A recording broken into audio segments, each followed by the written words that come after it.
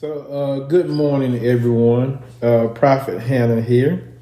As always, this channel is sponsored by my Lord and Savior Jesus Christ, who is the head of my life.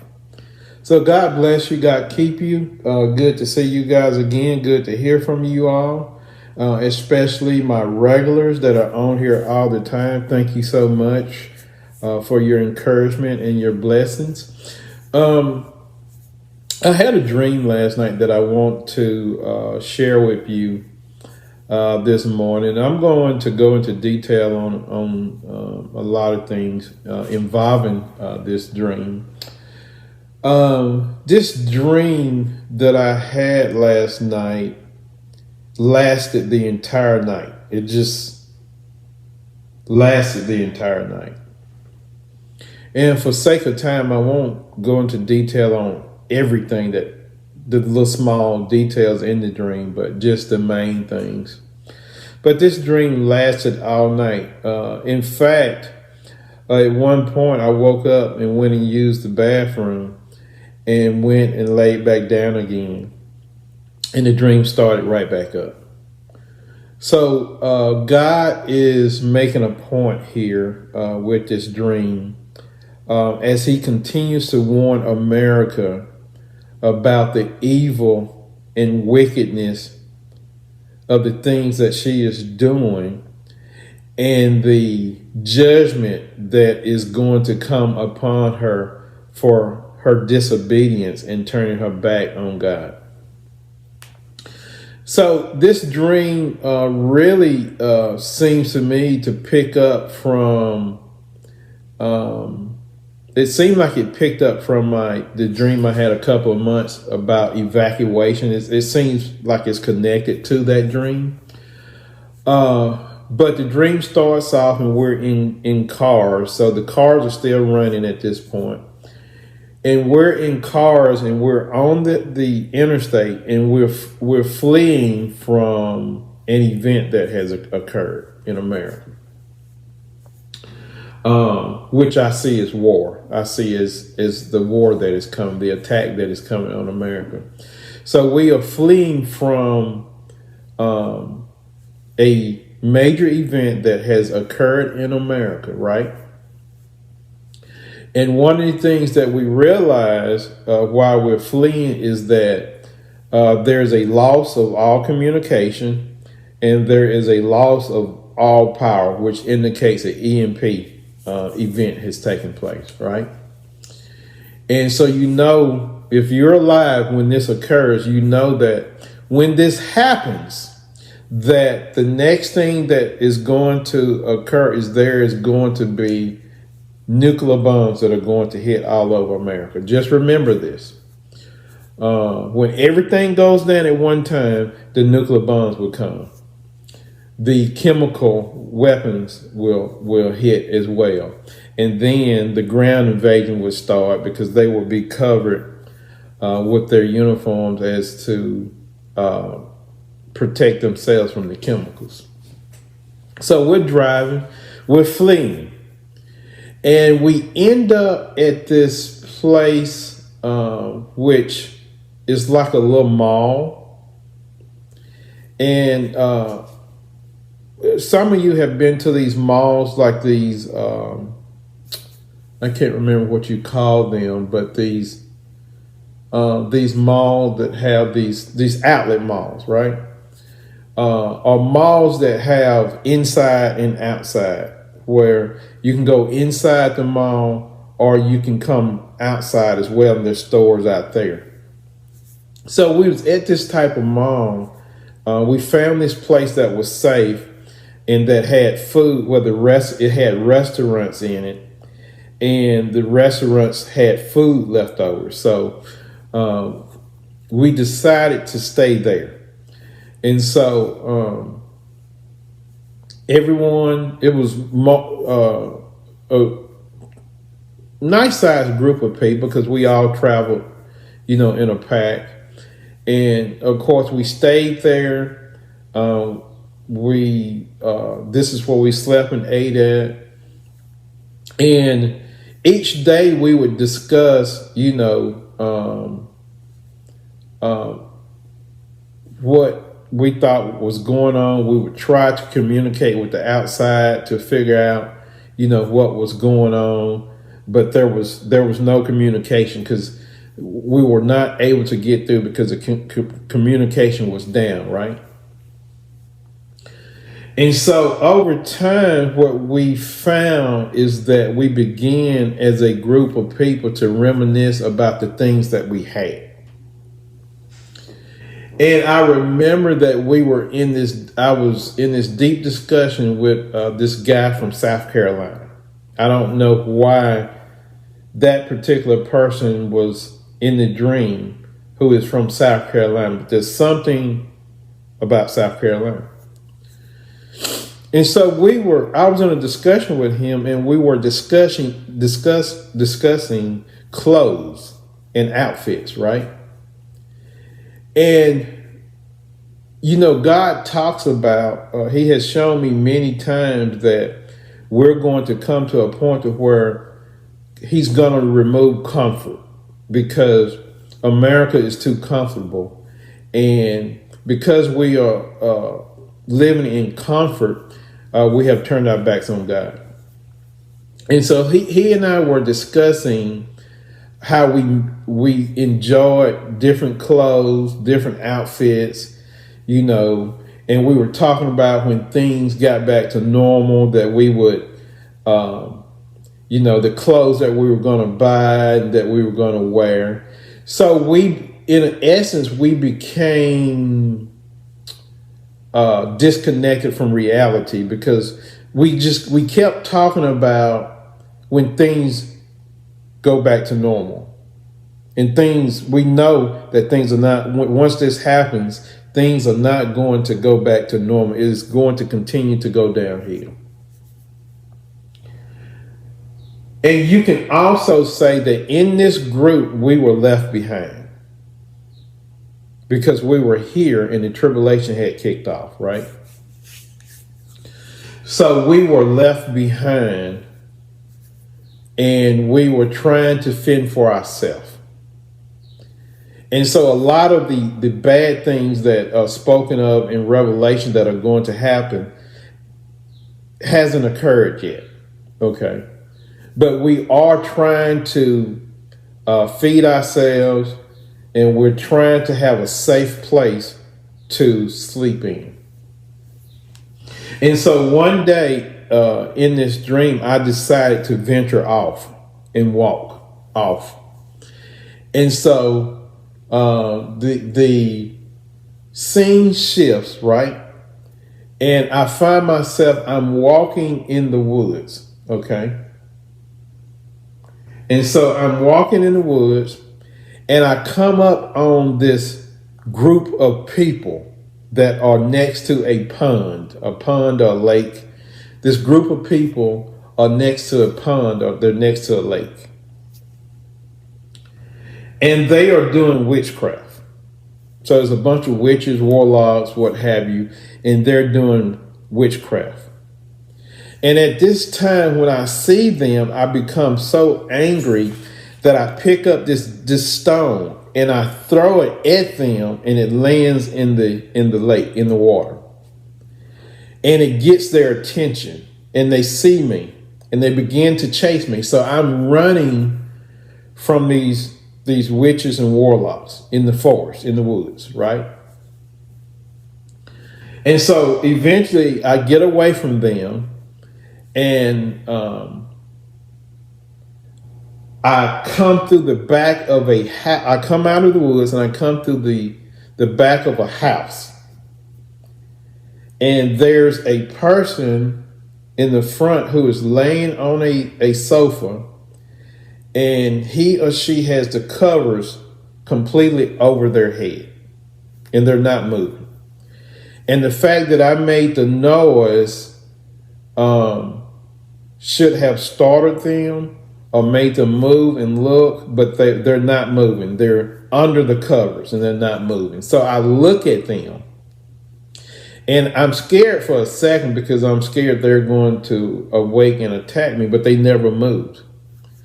And I believe that they were deceased. And so you're going to have people that are going to die in their homes from starvation before a lot of these other things take place. You're going to have people die in their homes from starvation because they're not going to have any food, and they are not going to be able to go out into town because it is going to be dangerous. They will get killed if they get caught out by themselves, right? So I run out the front door of this house and I find my way back to this small mall that we're living in. Okay. I wake up to go to the bathroom and the dream ends. So I go to the bathroom, and while I'm in the bathroom, I'm thinking about this dream that I'm having. I'm like, man, this dream is so profound. It's so deep. So I go back and get back in bed. I go right back to sleep. The dream starts right back. This time, the dream, when it starts back, we're in a huddle and we're talking about going home. There's people there and we want to go back home where we lived at. Even though we know that it's not safe, we want to go back home, right? And I know, stupid, right? But there's always going to be this urge during this time that's going to pull at you when you're on the run to go back home. That's why when criminals escape from jail, they always get caught, because what do? They go back home. That's the area that they are familiar with. So in this dream, we're in this group, we're talking about going back home. Some people are worried about making it back home because, as you know, like my wife, most people are dependent on GPS and they allow it to tell them how to travel. I don't need a GPS to travel. I can use a map, or I can read signs, east, west, north, south, right? But we're talking about going home, and people are concerned about going home. So everyone realizes in the group that I know my way home, right? And that I can help them get home. I don't know why I was chosen out the group, but they wanted to follow me when we left this place. They wanted to follow me so that I could help them get home. Okay. But there was this one man and his son who were not in the group. They were in another room, and they were concerned about him because they said that they felt like he was going to try to go home on his own, and that he couldn't go on his own. They said, you need to go talk to him. He can't do this on his own. He needs help, right? I believe that this part signifies that the people that are going to be left in the tribulation are going to need God's help. They are going to have to trust, even though grace has left, they are going to have to trust God. They're going to have to pray, because God will still help them, and they will not be able to achieve anything on their own. So I go into the next room, and this man, he's sitting at a desk, and I began to talk to him, and I said, we've taken a bet as to whether or not you're going to go with us or you're going to leave on your own. And so he laughed and he says, I'm going to leave on my own. My son and I, we're going to leave on our own. We're not going to follow y'all. And so when he said that, I said, okay. And at that time, after he said that, in the dream, I was led to give my testimony to him. And so I stood there and I was looking out this window at the trees, at the forest. And I began to give him my testimony and tell him about how hard my life had been and the things that God had done for me in my life. And if you remember in Revelation, it tells you, and please forgive me because I can't remember the exact scripture where it's at, but it tells you that the tribulation saints will live and give their life according to their testimony. That judgment is about to come on America because America has done what? America is worshiping false gods and has turned its back on God. So judgment is coming on America. And this dream shows you the judgment that is coming upon America, right? There's judgment coming on America. You look at all the witchcraft that is going on in America. You got the Temple of Baal that is in New York, the Temple of Baal that is in Washington, D.C., London. You have all these Christmas and these Halloween ornaments that have the temple that is built in the image of the Temple of Baal, right? Blow-ups. You have blow-ups that are built in the form of the Temple of Baal. We don't even know. We buy this stuff and we put it in front of our house and we're celebrating these pagan holidays and we have the Temple of Baal in front of our home and we don't know it because we don't study, right? We don't study. So if you look here, you can see in the pic the Temple of Baal that's on Christmas. Here's a pic of the Temple of Baal that's on Halloween. And we put these things in front of our houses, right? The restaurants that we eat at. If you look, you'll see the Temple of Baal in the entrance of the restaurants that we eat at. Restaurants like Taco Bell, restaurants like Chick-fil-A, just various restaurants that we eat at where there's satanic emblems all over these places, and we don't even recognize them. Like right here in this pic of Taco Bell. If you look at this pic of Taco Bell, you see an eyebrow above the door, right? At the top of the building. That is the eye of Horus. That is the eyebrow over the eye. That is the eye of Horus that they are showing you. Who is Horus? Horus is the devil. He is Satan, right? This is the eye of Horus that they are showing you. This is satanic. There's an eyebrow up there, right?